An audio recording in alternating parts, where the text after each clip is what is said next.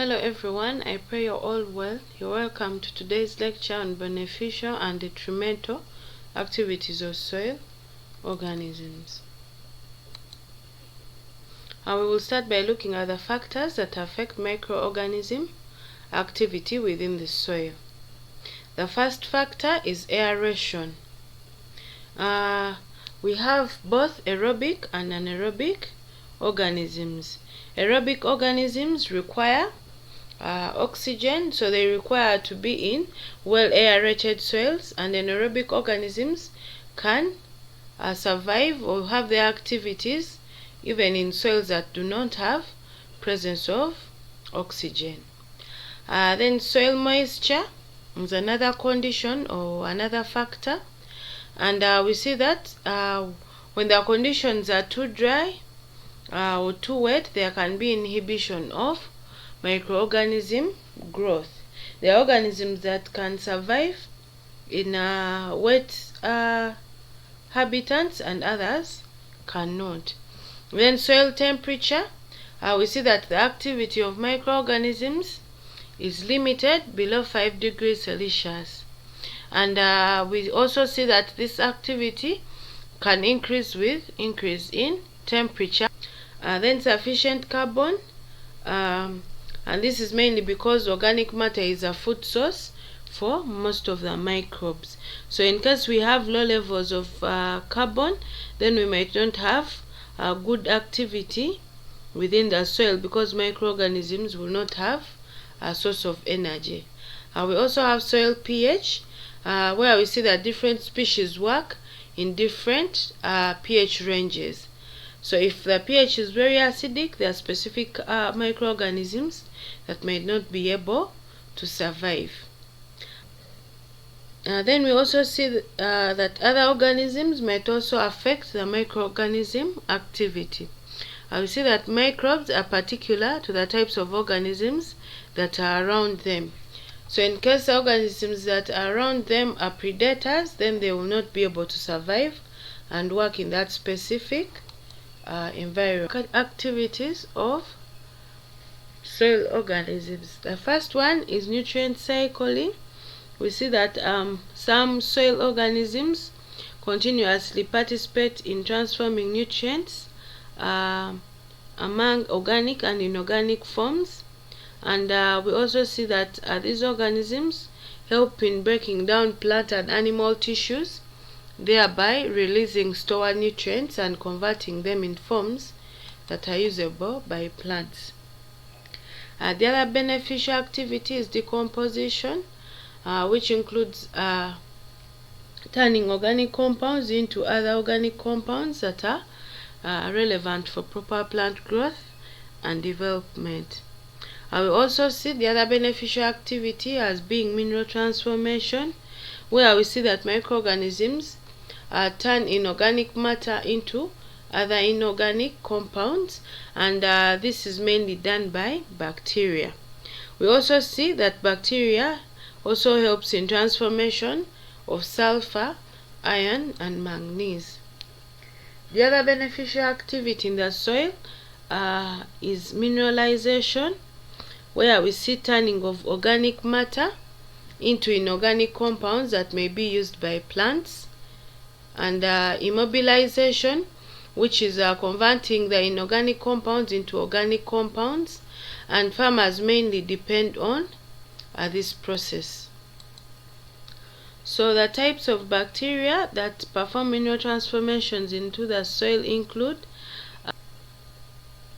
the nitrogen fixing bacteria, which converts large amounts of nitrogen from the atmosphere into forms that are usable by the plant.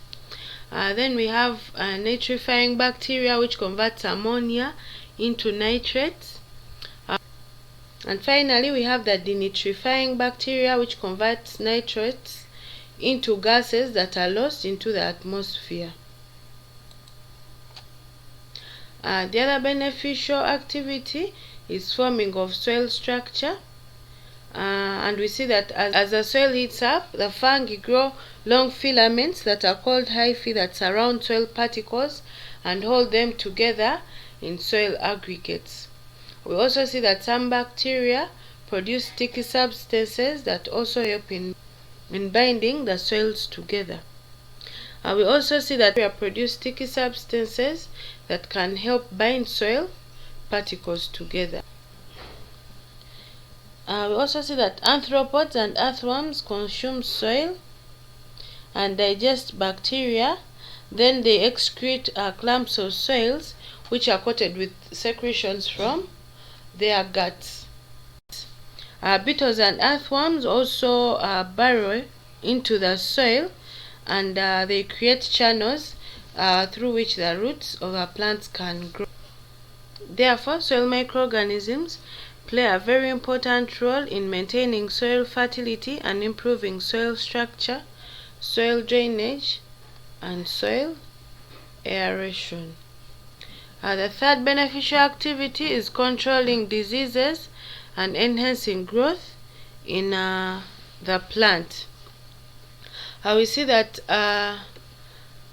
protozoa, nematodes, and insects help in controlling population levels of their prey and prevent them from becoming dominant within the soil. Some bacteria and fungi also generate compounds that are toxic to other organisms, and therefore they help in reducing their population. Then we see that some organisms also produce compounds that enhance plant growth.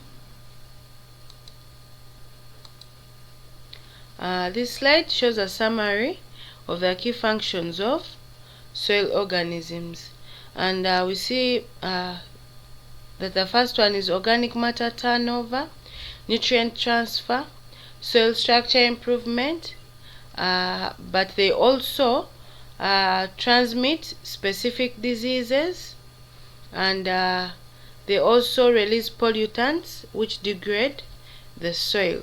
So the soil organisms can have both negative effects and positive effects within the soil. Therefore, the detrimental activities of soil organisms include causing of diseases, for example, fusarium wilt, which is caused by a fungus, causing root damage, for example, root damage by root knot nematodes, and also tuber destruction, for example, destruction of tubers by the yam beetles.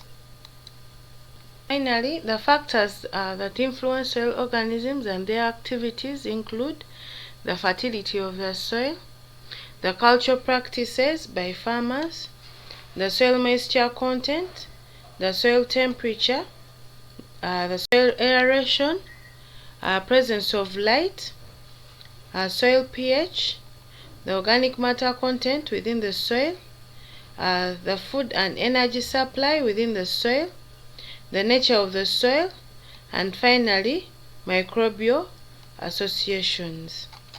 So we therefore see that management practices in a given place can increase the quantity and activity of soil organisms.